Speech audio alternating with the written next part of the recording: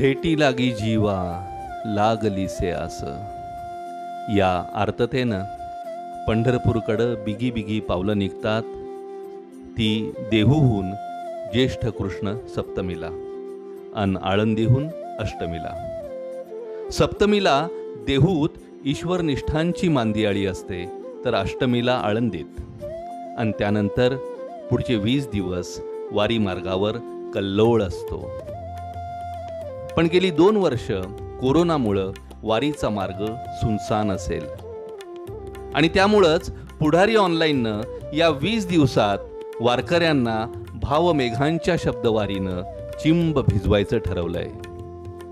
संत साहित्याचे गाढे अभ्यासक डॉक्टर सदानंद मोरे रोज सकाळी 11 वाजता वारी महात्म्य कथन करतील. पालखीचा इतिहास काय आहे, साहित्यिकांचं लेखन तुकोबाच्या गाथेनं आणि माऊलींच्या ज्ञानेश्वरीनं कसं रसरशीत झालं आहे याचाही आढावा डॉक्टर मोरे घेतील. चला तर विठ्ठला विठ्ठला करत या शब्दवारीचे आपण वारकरी होऊया.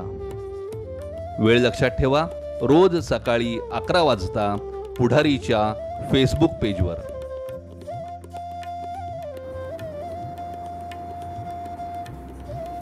नमस्कार. दैनिक पुढारीच्या या फेसबुक लाईव्ह कार्यक्रमामध्ये आपणा सर्वांचं स्वागत आणि आपणाला आषाढी वारीच्या हार्दिक शुभेच्छा. संतांचा मराठी भाषेवरती कसा प्रभाव आहे, संतांचा म्हणजे संत साहित्याचा, याची आपण चर्चा करतोय. आणि मग आपण असं पाहिलं होतं की शब्द असतील किंवा रचनाबंध असतील या सगळ्या स्तरावरती आपणाला मराठी भाषेवरती संतांचा प्रभाव आहे असं म्हणता येतं, निश्चितपणे म्हणता येतं. आणि तो प्रभाव काही फक्त पूर्वीच्या काळातल्या म्हणजे आपल्या पंजोबा वगैरे अशा लोकांच्या पुरताच मर्यादित होता असं नाही, तर तो आधुनिक काळात सुद्धा म्हणजे संतांनी वारकरी संप्रदायाच्या पुरतं बोलतोय मी, निळोबांच्या नंतरसुद्धा आणि ब्रिटिश काळातसुद्धा हा प्रभाव तसा टिकून राहिला. मी काही उदाहरणं पूर्वी दिली आहेत, म्हणजे जसं महात्मा फुल्यांचं उदाहरण दिलं आहे की महात्मा फुल्यांनी जी अखंड रचना केली ती अखंड रचना म्हणजे तुकाराम महाराजांच्या अभंगांचं अनुकरण त्यांनी केलेलं होतं. आणि त्यांना हे समजलं होतं की या पद्धतीने सांगितलं तर ते मराठी बोलणाऱ्या माणसांच्यापर्यंत पोहोचेल. हा एक मुद्दा असतो की कुठले तुम्ही साहित्य प्रकार निवडताय जे म्हणजे त्यांनी समजा श्लोक लिहिले असते अशी कल्पना करा, तर मराठीत श्लोक लिहिता येतो नाही असं नाही, लिहिले आहेत पूर्वी वामन पंडितांचे श्लोक आहेत उदाहरणार्थ, तर त्याचा प्रभाव नसता पडला. प्रभाव कशाचा पडतो की जे संतांनी लिहिले आहे. आणि संतांनी मराठी भाषेमध्ये जेव्हा लिहिलं तेव्हा ते मराठीच्या प्रकृतीशी सुसंगत लिहिलं. किती प्रकृतीची सुसंगत असेल की ज्ञानेश्वर महाराजांनी ओव्या केल्या भगवद्गीतेवरती. कुठनं आणल्या त्या ओव्या त्यांनी काय ओवी नावाच्या छंदाचा शोध नाही लावलेला, तर महाराष्ट्रातल्या स्त्रिया दळताना काढताना ओव्या म्हणायच्या. तो श्रमपरिहाराचा मुद्दा असायचा की त्या कामात एक आपल्याला आनंद घेता यावा तरी ते काम कष्टाचं असलं तरीसुद्धा अशा पद्धतीने महाराष्ट्रातल्या स्त्रियांची ख्याती होती की त्या सगळ्या कष्टाची कामं करताना ओव्या गातात. तर त्या बायकांच्या ओव्यांना ज्ञानेश्वर महाराजांनी केवढं स्थान दिलं उचलून की त्याच्यात अख्खं तत्त्वज्ञान सांगितलं. कारण ती ओवी ही स्वाभाविक आहे, मराठीच्या प्रकृतीची सुसंगत आहे, हा मुद्दा आहे त्यातला. तीच गोष्ट अभंगाची. ओव्यांचीच रचना वेगळ्या पद्धतीने केली तर अभंगाची निर्मिती होऊ शकते. अधिक चांगल्या पद्धतीने ताला सुरात ते गाता येतात. तर हे ह्या मंडळींनी केलेलं आहे. आपल्या मराठी भाषेच्या प्रकृतीची सुसंगत अशा गोष्टी त्यांनी दिल्या. म्हणून श्लोकात तुम्ही सांगितलं तर नाही ते लोकांच्या लक्षात राहणार, नाही लोकांना अपील होणार, ते अभंगात सांगितलं पाहिजे. म्हणून फुल्यांनी अभंग सांगितले. आणि ती परंपरा सत्यशोधक समाजात खूप काळपर्यंत पुढे चालू राहिली. जसं मी सांगितलं की भालेकरांनी लिहिले, आणखी कुणी विदर्भातल्या मंडळींनी लिहिले वगैरे वगैरे वगैरे. पण अगदी तुम्ही पहा, म्हणजे अगदी सांगितलं तुम्हाला की चिपळूणकरांच्यावरती कसा प्रभाव आहे, टिळकांच्यावरती कसा प्रभाव आहे, या सगळ्या मंडळींच्यावरती. म्हणजे आता उदाहरण तुम्हाला सांगतो, हे एक फार गमतीचं उदाहरण आहे. लोकमान्य टिळक आणि आगरकर हे अगोदर खूप चांगले मित्र होते, सहकारी होते एकमेकांचे. पुढे त्यांच्यात सामाजिक की राजकीय वगैरे या गोष्टीवरून भांडणं झाली आणि ते एकमेकांच्यावरती टीका करू लागले. आगरकरांचा सुधारक आणि लोकमान्य टिळकांचा केसरी. तर झालं कसं माहिती का,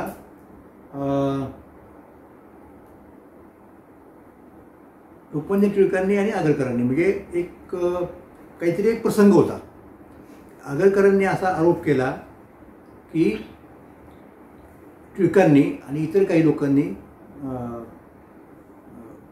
एक पाश्चात्य म्हणजे ब्रिटिश पोर्तुगीज असल्या कुठल्या तरी आचार्य म्हणजे स्वयंपाक करणारा, सेफ ज्याला म्हणतो आपण, खानसाम्यानं तयार केलेला भात खाल्ला रेल्वे स्टेशनवरती, असा आरोप कुणी केला? हा आगरकरांनी केला. आणि टिळकांनी तसं केलेलं नव्हतं, म्हणून टिळकांनी स्वच्छपणे सांगितलं की हा माझ्यावरती खोटा आरोप आहे, आणि मी त्याच्यासाठी तुमच्यावरती खटला भरणार. आणि त्यांनी सिद्ध करून दाखवले की तसं काही झालेलं नाही. मग आगरकर उमद्या मानाचे होते. मग त्यांनी एक आग्रहलेख लिहिला. काय आग्रहलेख लिहिला की त्याच्यात त्यांनी टिळकांची बद्दल दिलगिरी व्यक्त केली.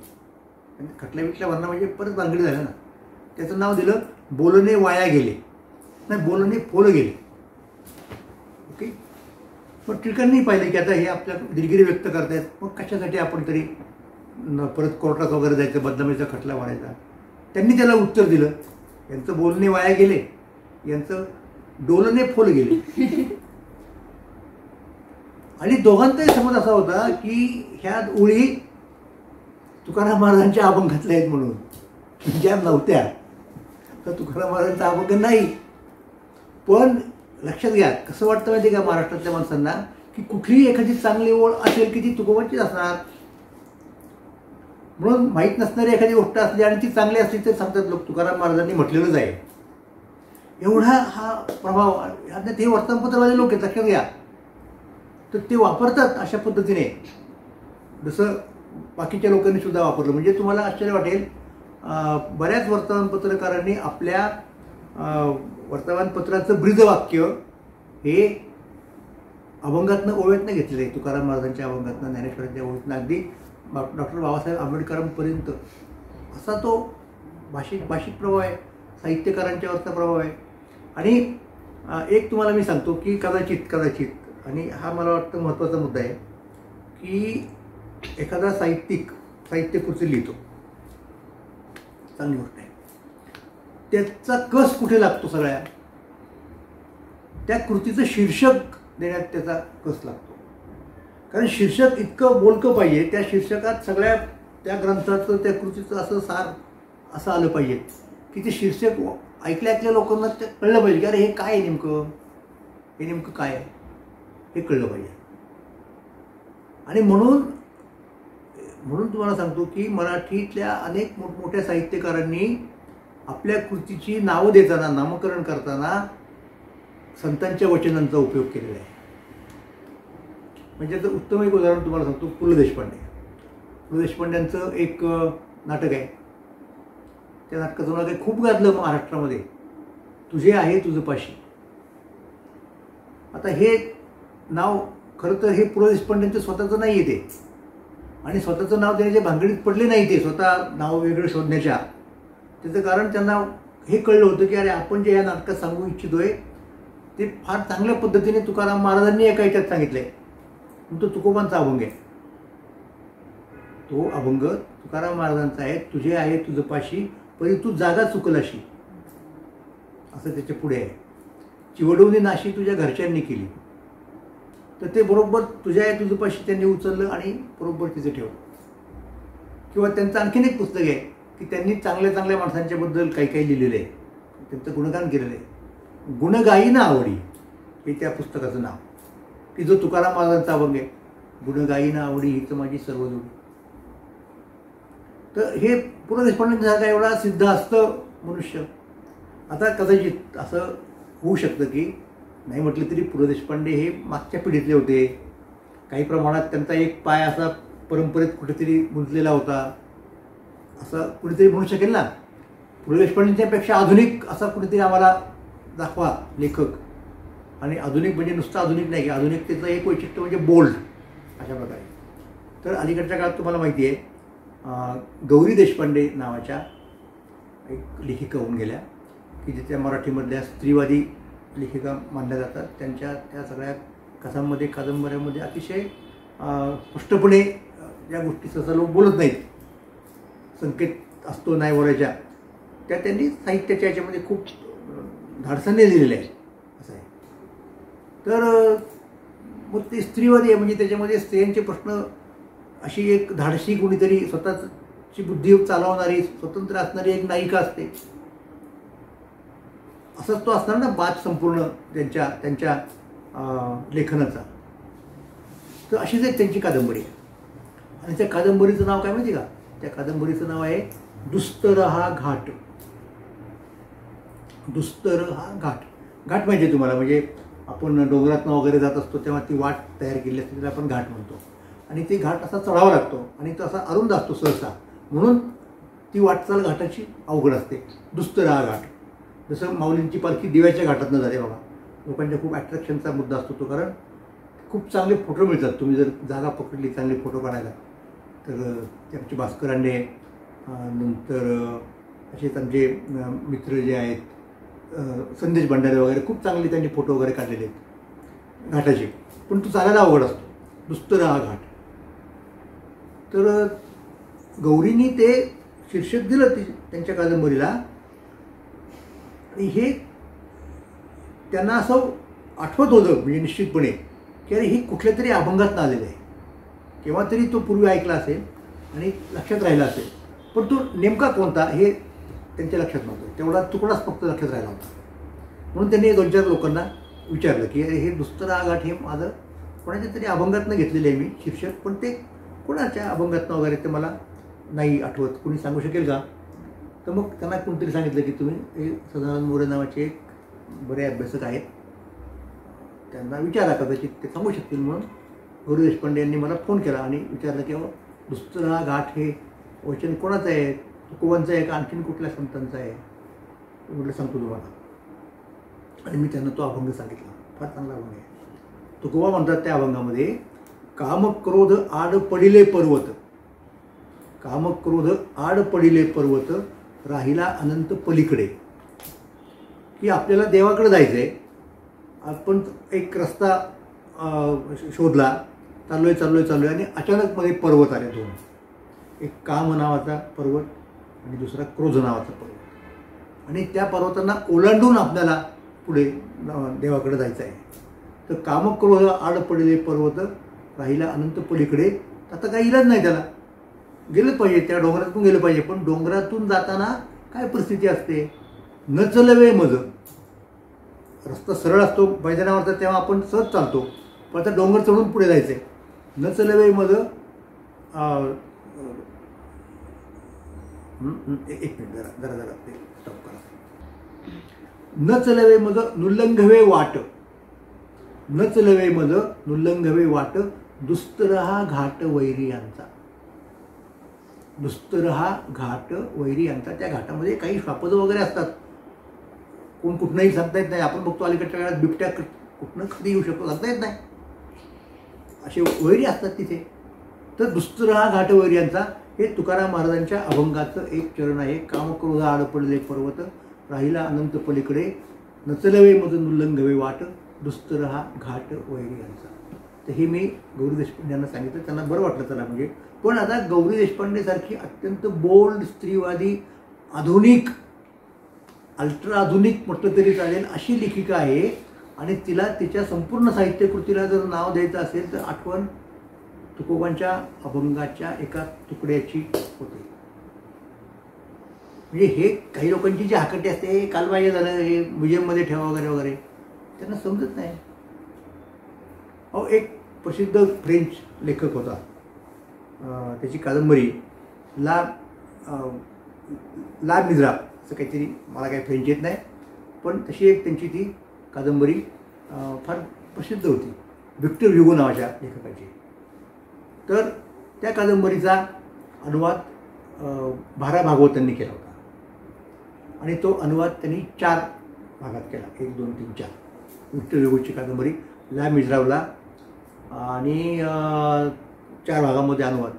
आता त्या फ्रेंच शब्दातलं शब्दशः भाषांतर मराठीत त्यांना करता आलं असतं ना, नक्की करता आलं असतं की अमुक तमुक भाग 1, भाग 2, भाग 3, भाग 4. तसं नाही केलं त्यांनी. त्यांनी काय केलं माहिती का, तुकाराम महाराजांच्या अभंगाची 2 चरणं घेतली, त्याचे असे तुकडे केले आणि ती नावं दिली त्या 4 भागांना. पहिला भाग जे का रंजले गांजले, दुसरा भाग त्यासी म्हणे जो आपुले, तिसरा भाग देव तेथीची जाणावा, आणि तोची साधू ओळखावा तिसरा भाग, आणि चौथा भाग देव तेथीची जाणावा. तर महाराजांच्या 2 चरणामधून 4 भागांची शीर्षकं त्यांना मिळाली.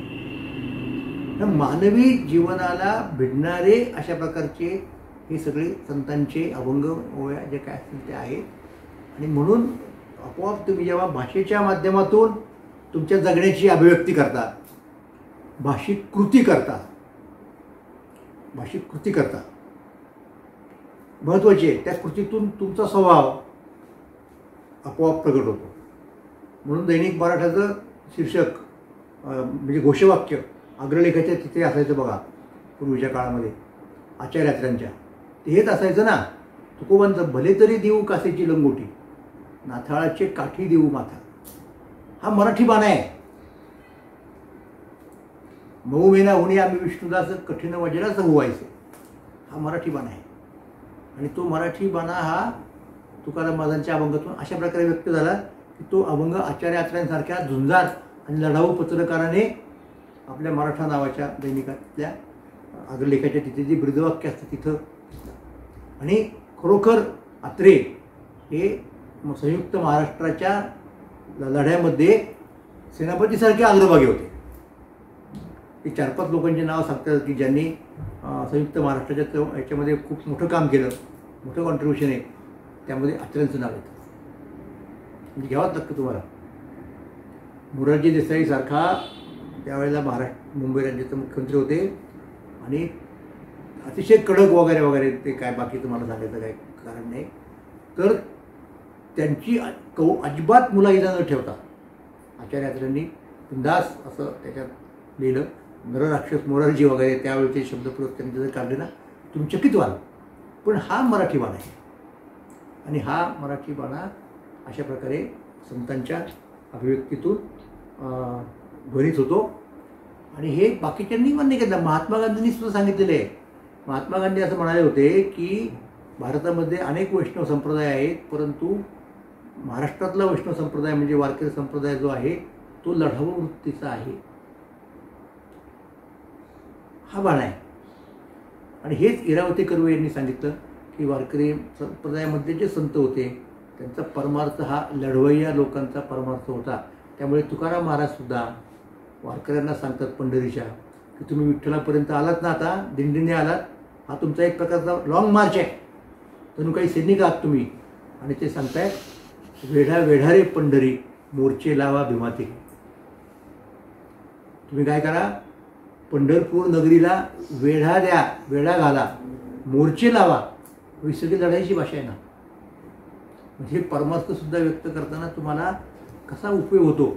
शेख मोहम्मद वारकरी होते, तुमच्या भाषेसाठी सांगतो. त्यांनी योगावरती पुस्तक लिहिलं आणि त्या पुस्तकामध्ये त्याचं नाव काय दिलं त्या पुस्तकाला, योग संग्राम.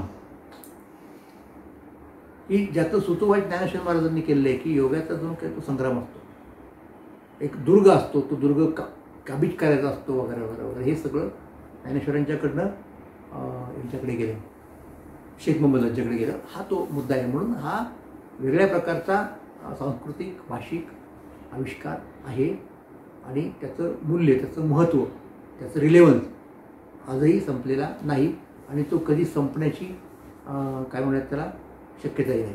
धन्यवाद.